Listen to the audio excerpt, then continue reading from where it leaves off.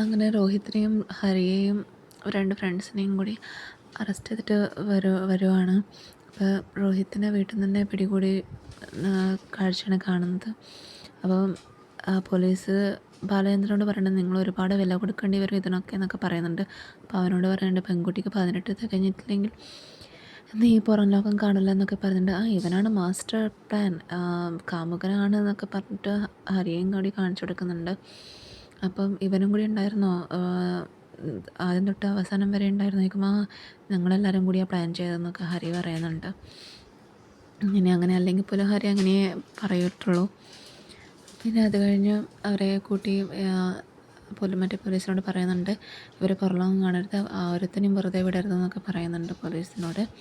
അത് കഴിഞ്ഞ് ഇത് കേട്ടപ്പോൾ ബാലേന്ദ്രന് അറ്റാക്ക് വന്നു.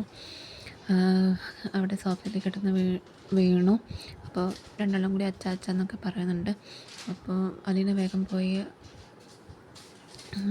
സോഫയിൽ ഇരുത്തിച്ച് കുറേ തവണ വിളിക്കുന്നുണ്ട്, അച്ചാച്ച എന്നൊക്കെ വിളിക്കുന്നുണ്ട്. പോയി മെഡിസിനൊക്കെ എടുത്ത് നാക്കിൻ്റെ അടിയിലൊക്കെ വെച്ച് കൊടുക്കുന്നുണ്ട്. അത് കഴിഞ്ഞ് അലീന പറയുന്നുണ്ട് മോളെ വേഗം പോയി അപ്പുറത്തെ ശർമ്മ സാറിനോടൊന്ന് വരാൻ പറയുമെന്നൊക്കെ പറയുന്നുണ്ട്. അത് കഴിഞ്ഞ് ആംബുലൻസിനൊക്കെ വിളിക്കുന്നുണ്ട് അലീന. അപ്പോൾ അവിടെ ശർമ്മ സാറില്ലെന്ന് ഹോസ്പിറ്റലിൽ പോയിരിക്കുകയെന്ന് കൃഷ്ണമോൾ പറഞ്ഞു. അത് കഴിഞ്ഞ് നമ്മളിപ്പോൾ അവിടെ അങ്ങോട്ടേക്ക് തന്നെയാണല്ലോ പോകുന്നത്, കുഴപ്പമില്ല എന്ന് പറഞ്ഞു അച്ഛനെ വിളിച്ചുകൊണ്ടിരിക്കുന്നുണ്ട്. രണ്ടുപേരും അച്ഛൻ ഒന്ന് കണ്ണു തുറക്കുന്നൊക്കെ പറയുന്നുണ്ട്. അങ്ങനെ ആംബുലൻസ് വന്നിട്ട് കൃഷ്ണമോൾ ഇങ്ങോട്ട് വരാം അങ്ങോട്ടേക്ക് അച്ഛൻ കിടന്നിട്ടൊക്കെ ഉള്ളതെന്നൊക്കെ പറയുന്നുണ്ട്. അപ്പോൾ അലീന ഓരോന്ന് ഉപദേശിക്കുന്നുണ്ട്. മോളെ ഞാൻ കൂടെ പോകാം, മോൾ ഇവിടെ നിന്നു, ഞാൻ പെട്ടെന്ന് പോയിട്ട് വരും. പിന്നെ വാതിലൊക്കെ അടച്ചിരിക്കണം, ഭവിതയോടും പറയണം ഇന്ന് ക്ലാസ്സിനൊന്നും പോകണ്ടെന്ന് പറയണം. പറയണ്ട ചേച്ചി എന്താ ഇങ്ങനെയൊക്കെ പറയുന്നത്, എനിക്ക് പേടിയാവുന്നു. പേടിക്കാനൊന്നുമില്ല, ഞാൻ വേഗം വരും കേട്ടോ എന്നൊക്കെ പറയുന്നുണ്ട്. അത് കഴിഞ്ഞ് മനുവിനെ കൃഷ്ണമ്മൾ വിളിക്കുന്നതാണ്. മനുവിൻ്റെ കാര്യങ്ങളെല്ലാം അറിഞ്ഞു. ഹരിയെ പോലീസ് പിടിച്ചതല്ലേ, ഇവിടെ നിന്ന് രോഹിത്തേട്ടനെ പിടിച്ചു. രോഹിത്തുണ്ടോ അതിൽ എന്നൊക്കെ പറയുന്നുണ്ട്.